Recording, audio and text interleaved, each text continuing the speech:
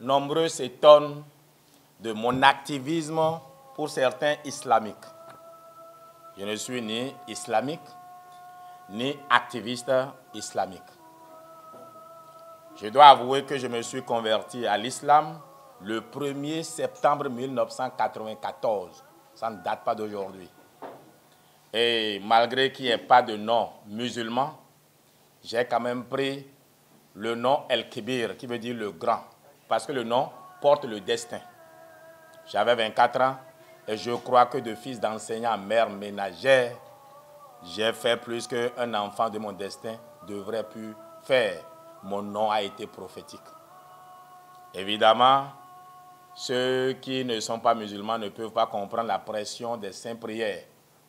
Naturellement, la paresse des saints prières a fait que j'ai mis ça entre-temps en veilleuse et je me contentais du soufisme. Proclamer la présence de Dieu à chaque instant. Mais ce n'est pas ça un musulman.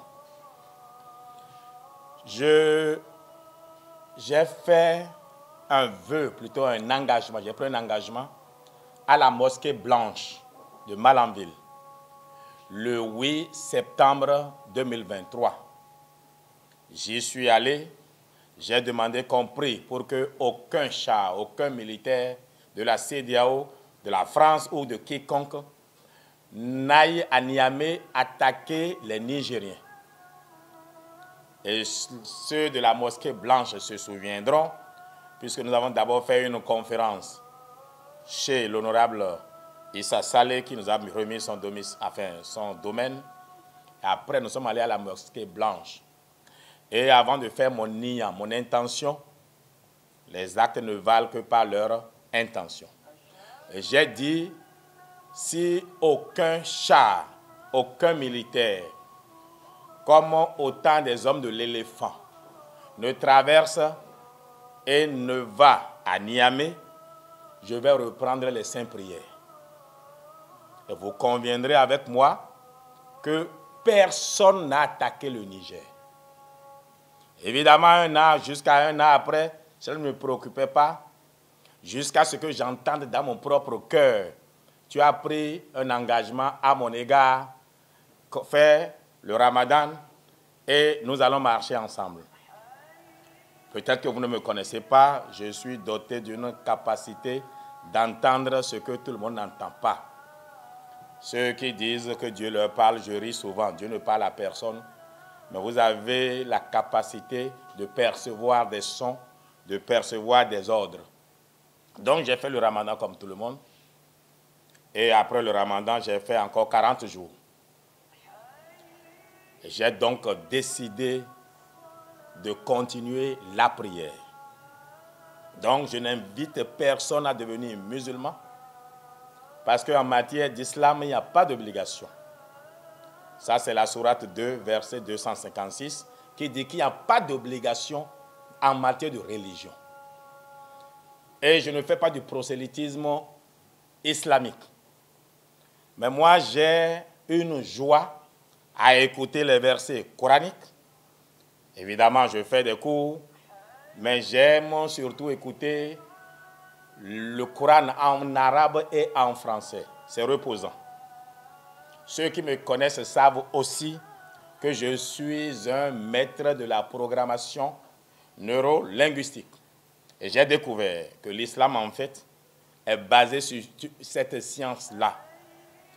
Voici quelqu'un qui répète pratiquement la même chose 5 fois par jour. Le temps que tu as oublié ce que tu as dit, tu te retrouves encore en train de refaire.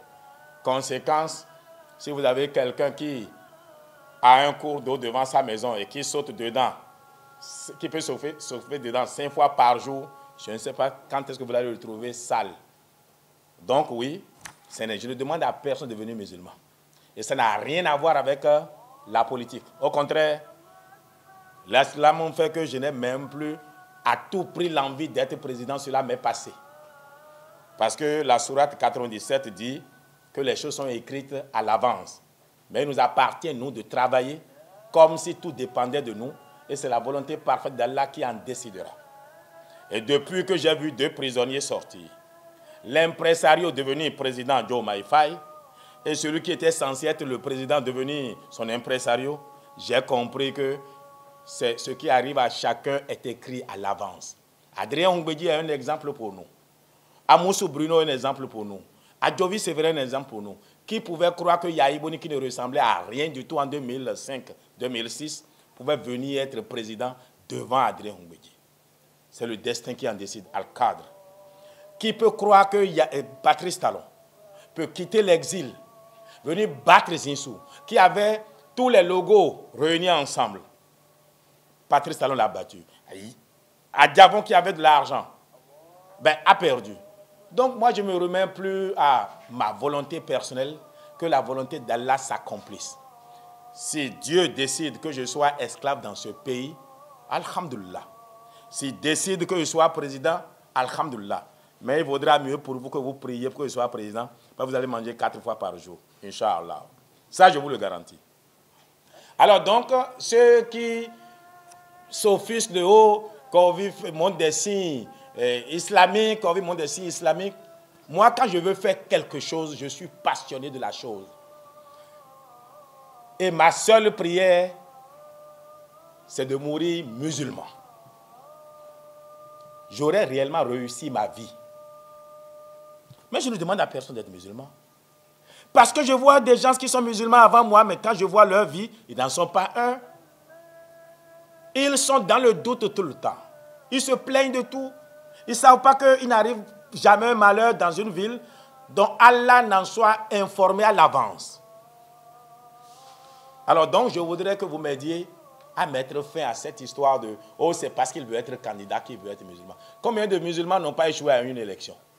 Si parce qu'on veut être candidat, on doit devenir suivre une religion, mais après ça, on va laisser la religion. C'est comme ceux qui deviennent musulmans parce qu'ils veulent épouser une femme. Très souvent, ils cessent d'être musulmans dès qu'ils ont épousé la femme parce que l'amour, ça a de saison. Hein. Les femmes le savent mieux. Ah, l'amour a de saison.